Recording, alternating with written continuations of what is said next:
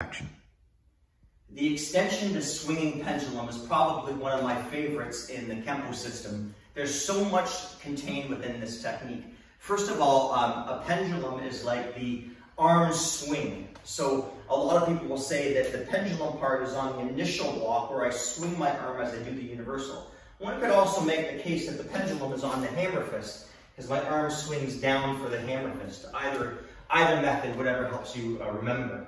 The other thing about the pendulum techniques a lot of people don't realize is we don't know for sure where the kick is going to be. So generally speaking, a universal block covers a lot of range all the way from the head and downwards. So we have a lot, regardless of the kick, I can adapt. When we know where the kick is coming, like the Doom techniques, I don't have to use a universal block, but a universal block is a good covering positional block when we don't know where the kick is going to occur. Okay, so this one, the other thing too I want to say about a pendulum is it's just a cross block.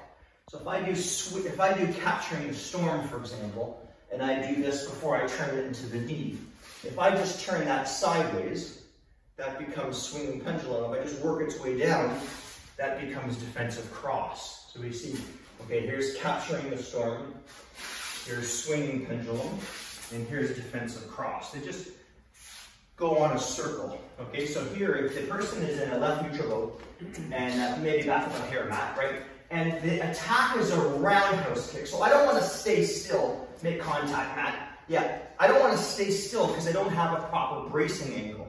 A bracing angle gives me stability in my stance while doing my block. So I want to make sure that I step to 430 and do that universal block, but don't get in my own way. Okay, so we'll try this again. I do hammer fist the groin.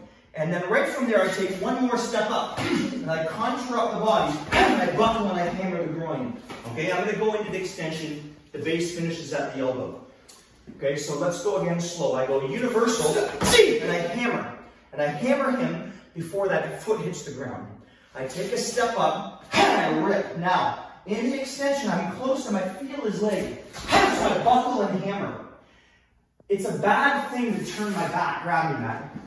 It's a bad thing to turn my back to my opponent. So when I spin, I'm going to scoop his groin in between.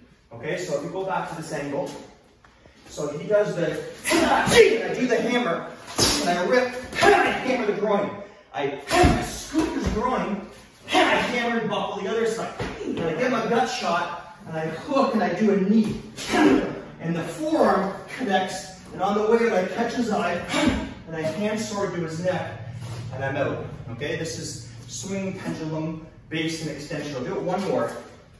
So I make sure I get a bracing angle, and I hammer, and I step, and I rip. I'm close. Buckle and hammer. By the way, lots of options here. I could break his nose.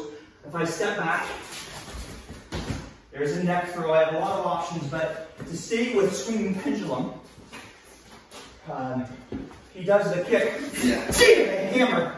And I rip, and I buckle, I scoop, and I buckle, and I give him the gut shot. I hit and glance like glancing salute. I do my knee, the forearm hits, and I make my strike on the way out, and I'm out. That is swinging pendulum.